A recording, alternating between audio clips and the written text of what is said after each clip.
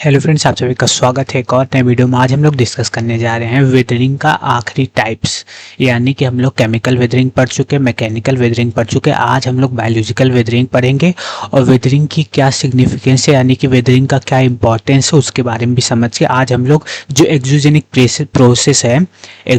Process है उसका पहला पार्ट जो वेदरिंग का था वो हम लोग कंप्लीट कर देंगे। ठीक है, तो आज हम लोग बायोलॉजिकल वेदरिंग पढ़ने वाले हैं। तो चलिए शुरुआत करते हैं बायोलॉजिकल वेदरिंग की, कि बायोलॉजिकल वेदरिंग होता क्या है और कैसे ये वेदरिंग में इन्वॉल्व होता है, उसको हम लोग डिस्कस करेंगे। फिर उसके बाद हम लोग इसका सिग्निफिकेंस देखेंगे, किसका, वेदरिंग का। और आज वेदरिंग को हम लोग पूरा कंप्लीट कर देंगे। ठीक है, तो चलिए शुरुआत करते हैं। तो पहले समझते हैं कि बायोलॉजिकल वेदरिंग है क्या। तो बायोलॉजिकल वेदरिंग जो है ये एक तरह का रिमूवल ऑफ मिनरल्स है। क्या होता है biological weathering? Is the removal of minerals from the environment due to the growth और मूवमेंट ऑफ ऑर्गेनिज्म। ठीक है, कहने का क्या मतलब है, जैसा कि आप लोग जानते हैं, अगर रिमूवल ऑफ मिनरल्स बोलता है तो इसका मतलब रॉक का डिसइंटीग्रेशन होगा, तभी रॉक में से मिनरल्स का रिमूव होगा। ठीक है, मेरा कहने का ये आशा है कि रॉक में मिनरल प्रेजेंट होता है, और अगर रिमूवल ऑफ मिनरल बोल रहा है यानी कि मिनरल्स का रिमूव हो रहा है, मिनरल्स रिमूव हो रहा है इन्वायरमेंट से, यानी कि रॉक का ब्रेक डाउन हो रहा है, तभी मिनरल्स का रिमूव हो रहा है। और ये क्यों हो रहा है? ये ग्रोथ और मूवमेंट ऑफ ऑर्गेनिज्म के कारण, यानी कि जो ऑर्गेनिज्म है उनके ग्रोथ के कारण, यानी कि वो बढ़ रहे हैं उसके कारण, या वो कहीं कहीं मूव कर रहे हैं उसके कारण हो रहा है।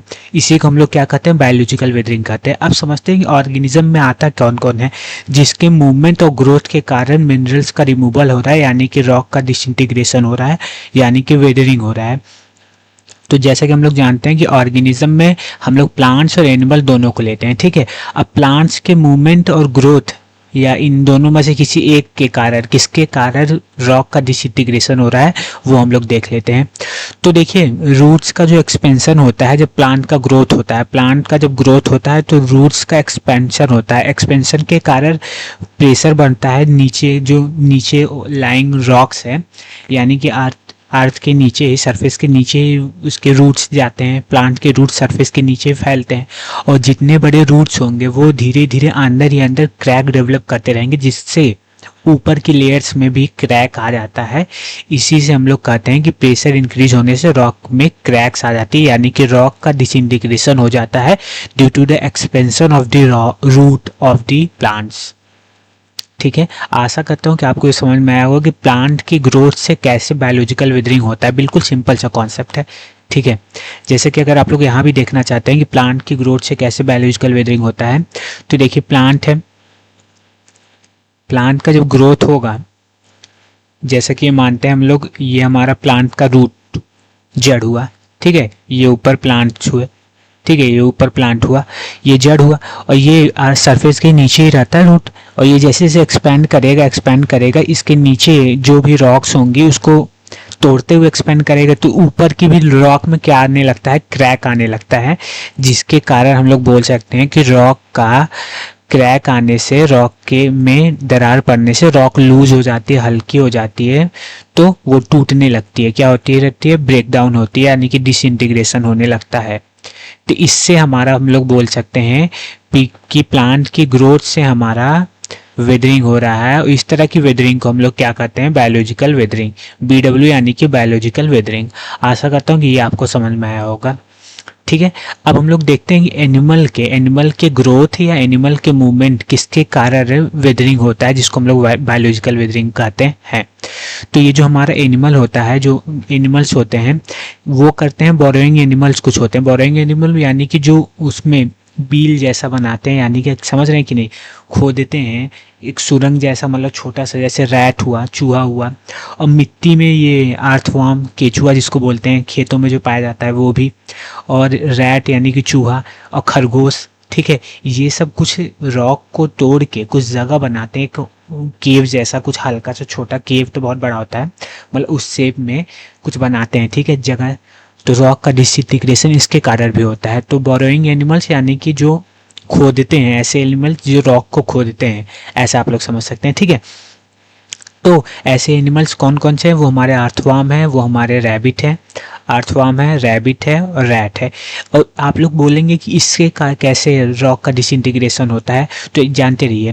जैसे अर्थवर्म हमारा है, इसको हम लोग नीचे समझते हैं, यहाँ देखिए, जैसे ये हमारा अर्थवर्म है, अर्थवर्म जो हमारा सॉइल में पाया जाता है खेतों में, तो वो सॉइल, ऊपर की सॉइल को रिमूव कर देगा, थोड़ा सा खोद के ऊपर की सॉइल को, जो सरफेस की सॉइल को रिमूव कर देगा, तो सरफेस का जो इनर रॉक है वो एक्सपोज हो जाएगा।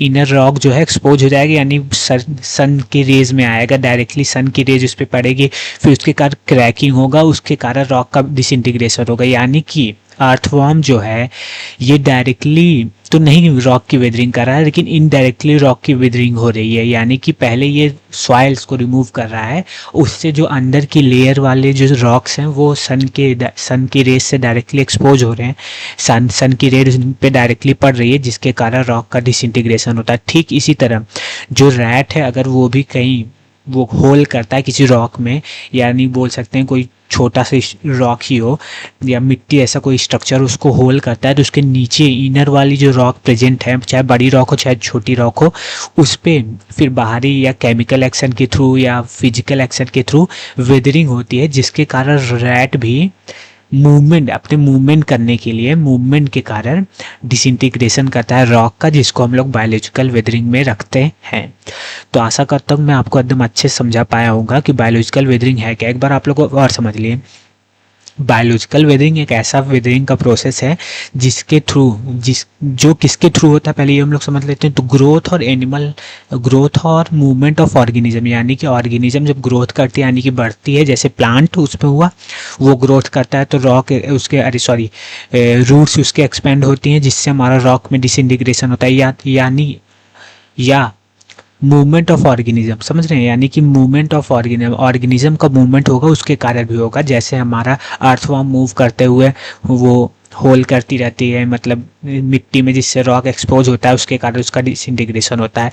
यानी कि मूवमेंट और ग्रोथ के कारण ऑर्गेनिज्म के बायोलॉजिकल वेदरिंग होता है, जिसके कारण रॉक का डिसइंटीग्रेशन होता है। तो आशा करता हूँ कि मैं आपको पूरा अच्छे से बायोलॉजिकल वेदरिंग समझा पाया होगा। अब हम लोग चलते हैं किस पे, वेदरिंग के सिग्निफिकेंस को, कि क्या इसका इंपॉर्टेंस है वेदरिंग का इंपॉर्टेंस क्या है, वो हम लोग डिस्कस करेंगे अब।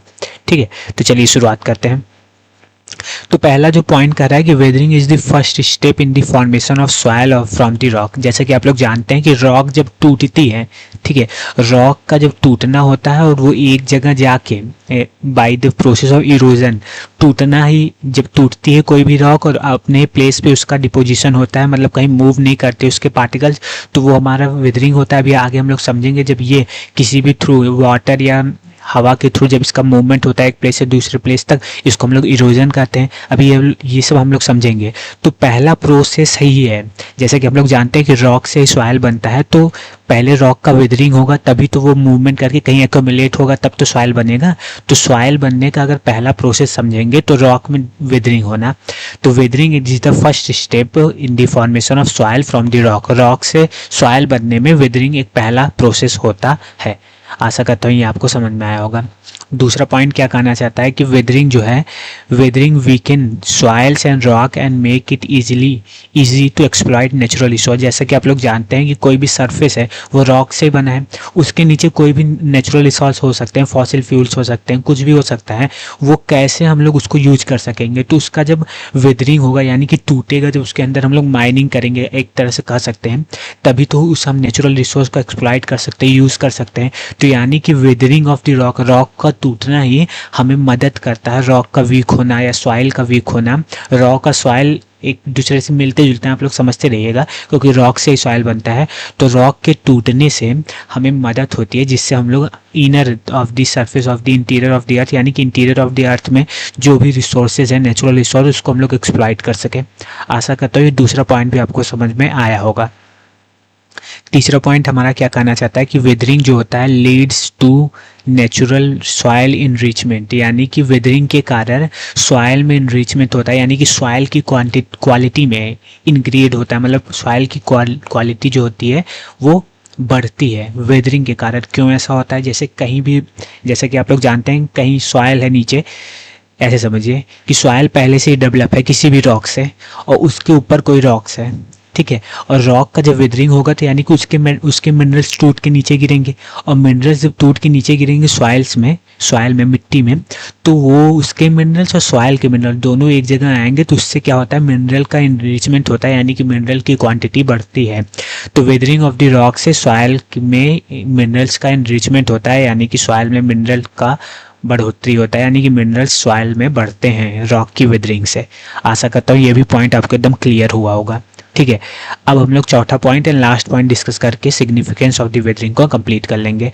तो weathering leads to the mineral enrichment of the certain ores by leaching unwanted minerals leaving behind the valuable ones. यानी कि कहने का क्या मतलब है, जैसे कोई भी रॉक अगर टूटता है, उसकी वेदरिंग होती है, तो उसका जो वैल्यूएबल मिनरल होता है वो वहीं एक्यूमुलेट हो जाता है, ऐसा समझिए। और जो वेस्टेड मिनरल्स उसमें पाए जाते हैं वो पानी के थ्रू या किसी और के थ्रू वो मूव हो जाते हैं एक प्लेस से दूसरे प्लेस। तो उस वहाँ प्रेजेंट कुछ रॉक्स तो ऑलरेडी प्रेजेंट होंगे, किसी रॉक का डिसइंटीग्रेशन होगा और कोई रॉक्स प्रेजेंट होंगे। तो जो एकदम एग्जैक्ट मिनरल्स या बोल सकते हैं जो बहुत वैल्यूएबल मिनरल्स होता है, वो रॉक से इंटरेक्ट करके उसमें रॉक के अंदर मिनरल्स की क्वांटिटी बढ़ जाती है। तो एक चीज़ आप लोग याद रखे रहिएगा कि वेदरिंग से सॉइल में मिनरल की क्वांटिटी बढ़ जाती है, रॉक्स में भी मिनरल का एनरिचमेंट होता है। ठीक है, तो सॉइल में किसकी क्वांटिटी बढ़ जाएगी, जो सॉइल का एनरिचमेंट हो जाए तो मिनरल्स की क्वांटिटी बढ़ जाएगी। अगर मिनरल्स की क्वांटिटी सॉइल में बढ़ जाएगी तो सॉइल का एनरिचमेंट हो जाएगा। तो यानी कि हम लोग समझ सकते हैं कि वेदरिंग से किसी न किसी जरिए, जैसा कि मैं आपको बताया, उससे सॉइल में भी मिनरल्स की क्वांटिटी बढ़ती है और मिनरल्स में भी मिनरल्स की क्वांटिटी बढ़ जाती है, जिसके कारण वो एक सर्टेन ओर या सर्टेन अच्छा सा मिनरल्स बन जाता है। आशा करता हूँ मैं आपको पूरा वेदरिंग और बायोलॉजिकल वेदरिंग समझा पाया हूँगा और सिग्निफिकेंस ऑफ वेदरिंग भी समझा पाया हूँगा। तो आज के लिए इतना ही। वीडियो कैसा लगा जरूर कमेंट करके बताइए, और वीडियो को लाइक एंड चैनल को सब्सक्राइब जरूर करिए। तो अभी के लिए इतना ही, धन्यवाद।